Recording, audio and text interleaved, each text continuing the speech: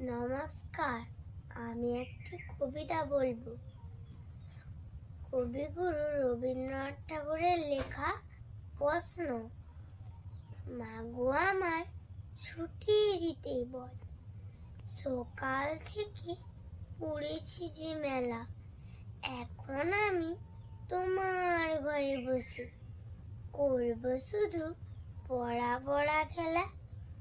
তুমি বলছো দুপুর এখনো সবে, না হয় যেন সত্যি হলো তাই। একদিনও কি দুপুর বেলা হলে বিকেল হলো মনে করতে নাই? আমি তো বেশ ভাবতে পারি মনে, সূর্য ডুবে গেছে মাঠের শেষে।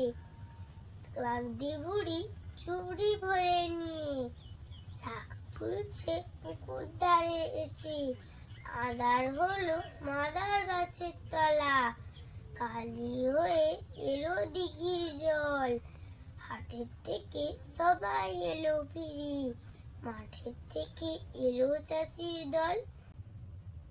মনে করো না উঠলো সাজের তারা, করো না সন্ধে হলো যেন।